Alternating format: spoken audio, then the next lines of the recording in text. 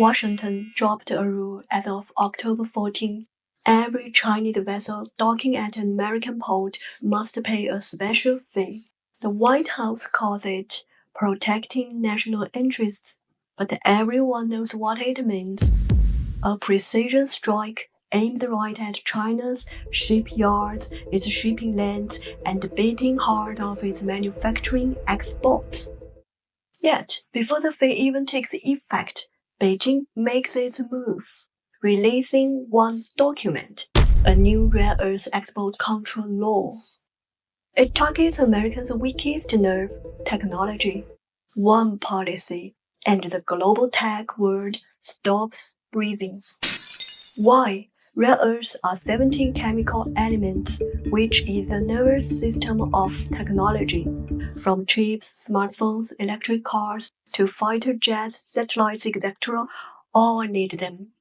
And China controls about 70% of global mining, 90% of refining, and over 80% of the world's high-performance magnet production. So Trump erupts. He calls an emergency meeting and hours later signs a retaliatory order. New tariffs of 100 and 150% on Chinese-linked vessels and port machinery. Koreans' yacht troughs, container chassis, the works. Just like that, a fee war turns into a full-scale rare earth standoff. But this move didn't come out of nowhere. China didn't stumble upon power, it engineered it. For 30 years, it played a long game that most of the world ignored, turning rare earth mineral into leverage and leverage into dominance. Hello, welcome to my channel. I'm Cici. We will talk about the global events with neutral, a bit fun, and a Chinese perspective.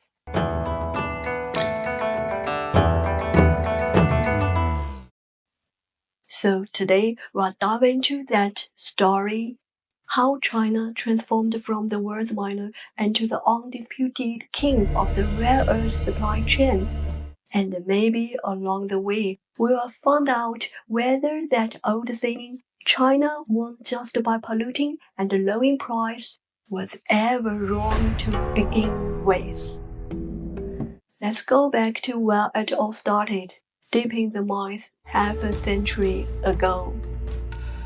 In the long river of time, the story of rare earths begins with a coincidence, and a bond that would tie China and the US for the next century. Two mines, one in the wind-swept gobi of Inner Mongolia, the other in the dry hills of California. Both would flicker to life almost at the same moment.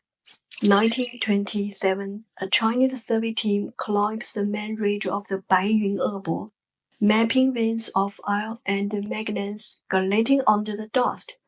Then come decades of war. The maps are shelved. 1949, a new Republic of China is born. Geologists return to Beijing, and this time their discovery is staggering. Beneath the iron lays a hidden sea of minerals, niobium, phosphorus, and rare earths. They call it the ocean of resources. That same year, across the Pacific, American prospectors strike their own fund, a patch of desert near the Nevada border called Mountain Pass. It would become the heart of America's rare earth dream, the largest and most promising deposit of its kind in the West. Two nations, two discoveries, but their roads would diverge. In China, the question wasn't whether rare earths mattered, but whether the country could afford to chase them. In 1963, at the first National Conference on Rare Earths, leaders debated iron first or rare earths first. The answer was pragmatic: iron first, rare earths later. The technology wasn't ready, the priority was survival. So the rare earths were sealed away, waiting for their time. Back then, China could dig the ore, but lacked the skill to refine it. And this is what makes rare earths truly rare. It wasn't just about having the minerals, but knowing how to purify them. It's slow, costly, and often laced with radioactive waste. To do it cleanly and still keep production steady, that's the hard part. So China raw materials had to go abroad to America, to Japan, to Europe, and came back as a finished product at 10 times of the price. China was a miner, the labor, and the silent supplier. The value, the knowledge, and the control were elsewhere.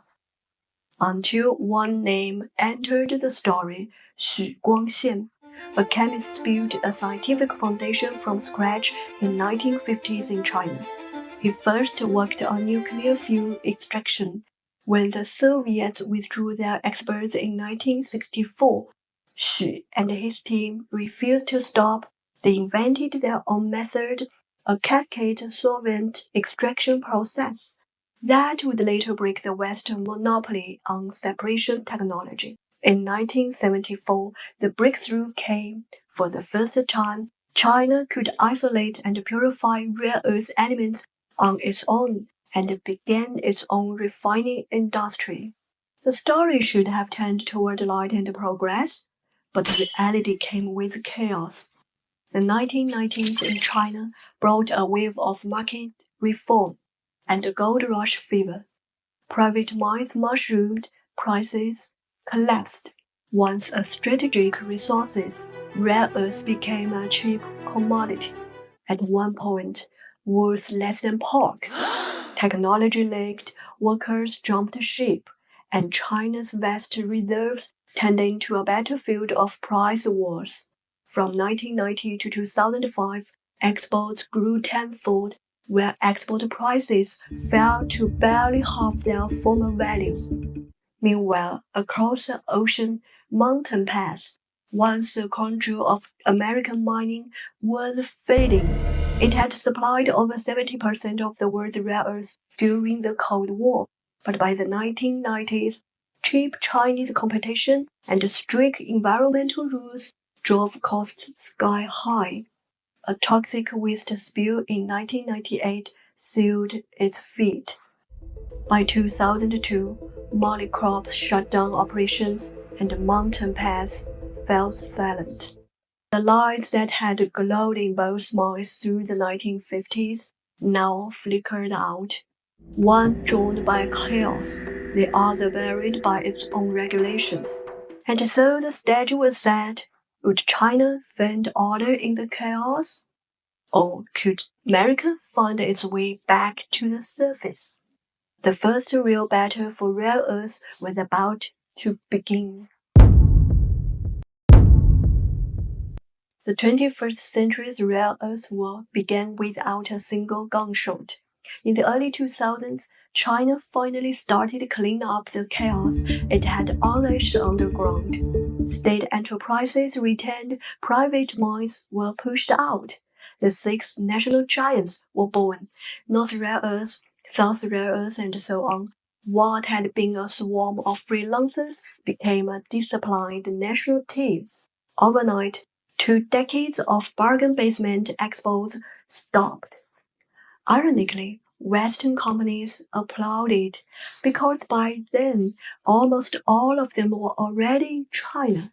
Japanese magnet factories, European polishing powder firms, even the supply chains of US defense contractors all had drifted east, drawn by cheap labor and cheaper minerals.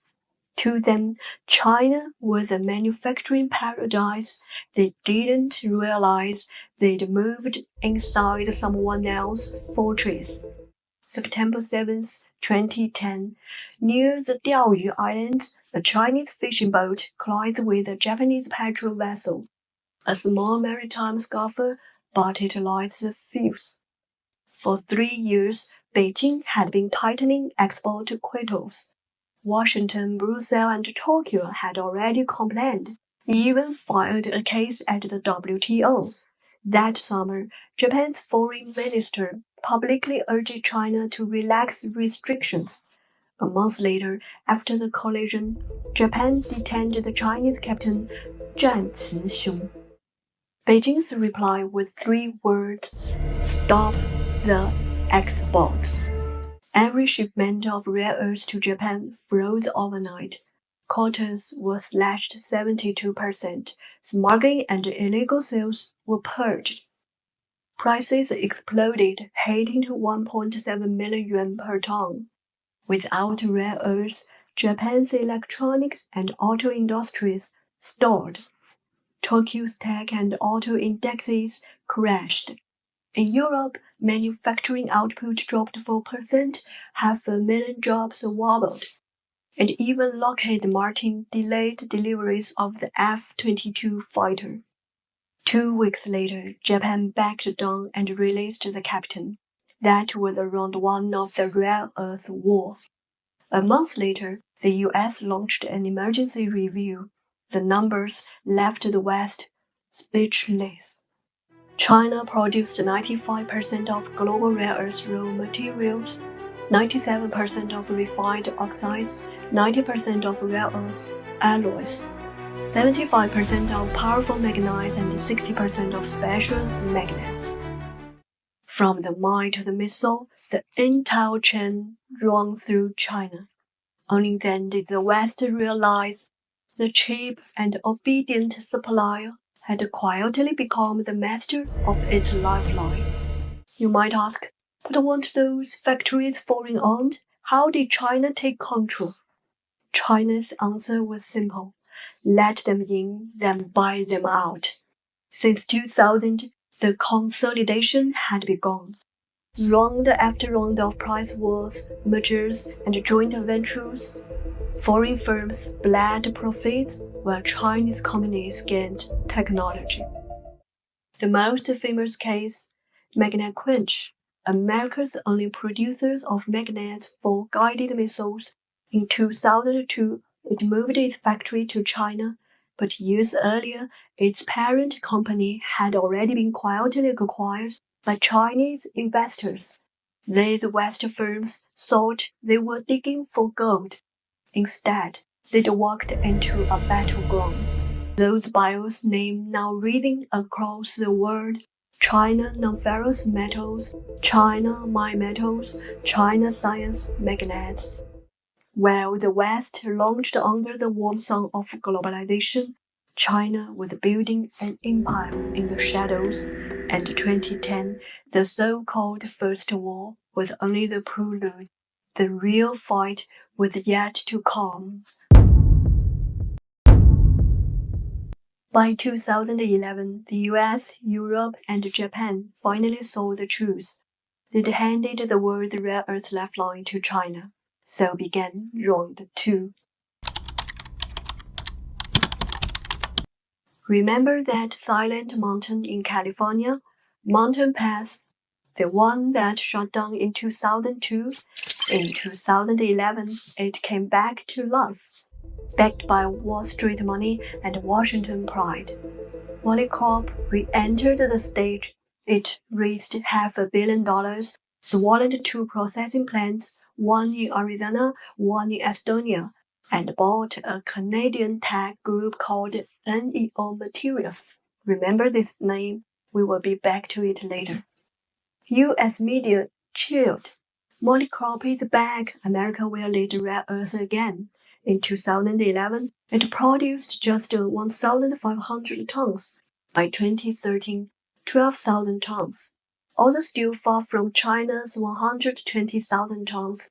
For investors, that didn't matter. In their world, what makes the stock soar isn't production, it's a story.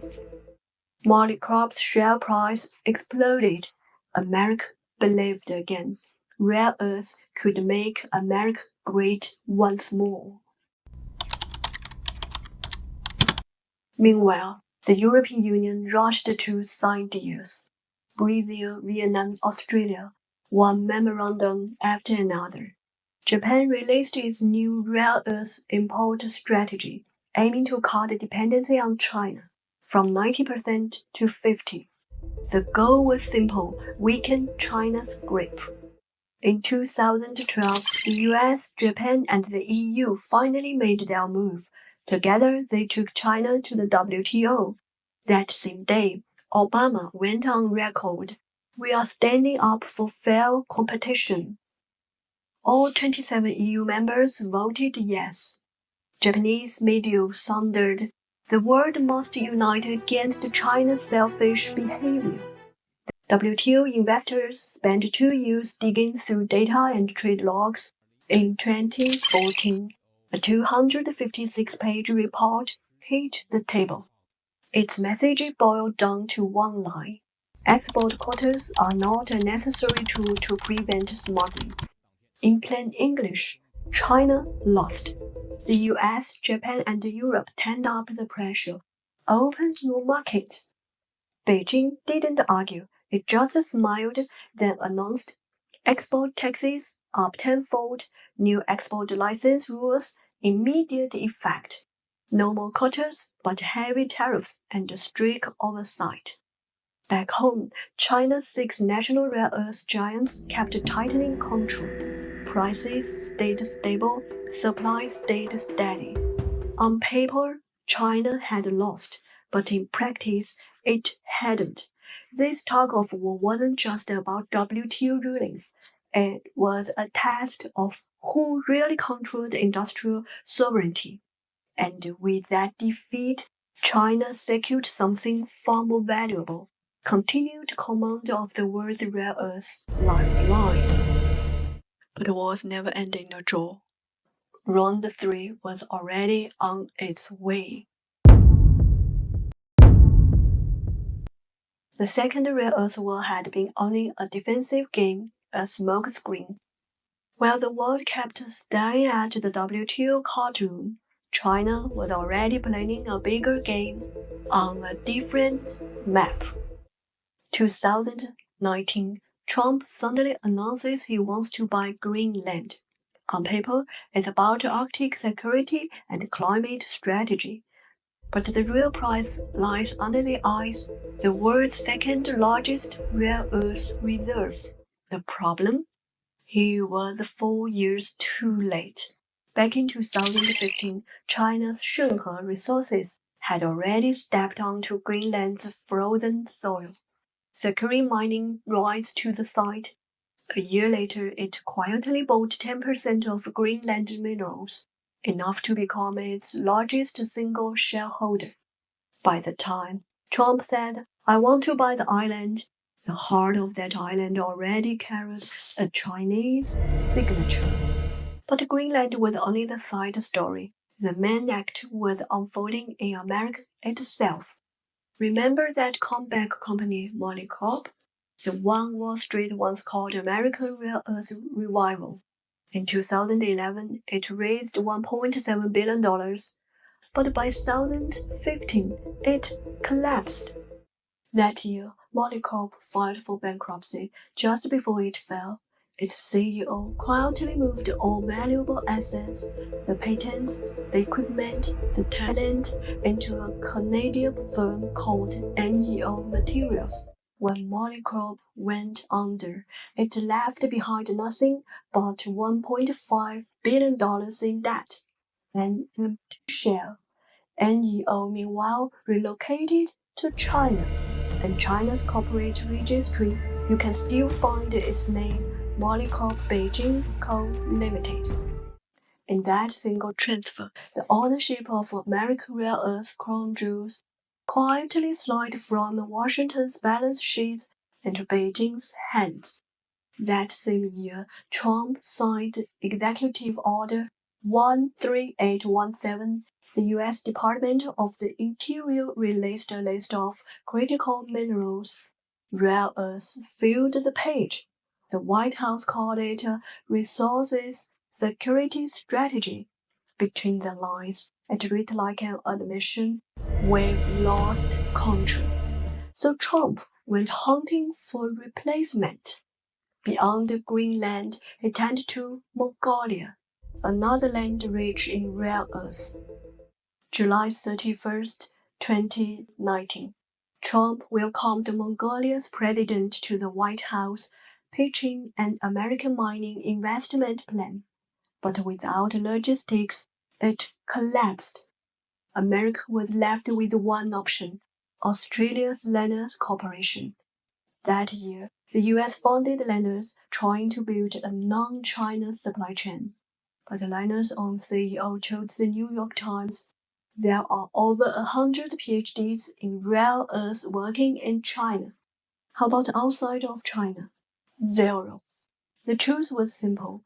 Except for Lenners, every rare earth mine on Earth still had to ship it to China for refining, separation, and purification. That year, China's rare earth industry regulation added one quiet line. China is the only country in the world capable of supplying all 70 rare earth metals. It holds dominant reserves and production capacity, a balance unlikely to change for the foreseeable future.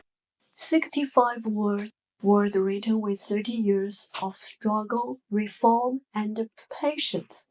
They were not a boast, they were a conclusion, the final line in a global game of endurance. 30 years, from a country once dismissed as a cheap supplier of raw materials, to the power that now shapes the world's industrial rhythm. Rare earths didn't just change China, they changed the world. And through these 30 years of rare earth battles, China has already proven one truth, that the real source of power had never been underground, but in your own hands. Okay, that's all for today. I hope you enjoyed today's video. Please leave your comments and I'd love to see it. Thanks for watching and see you next time. Bye bye.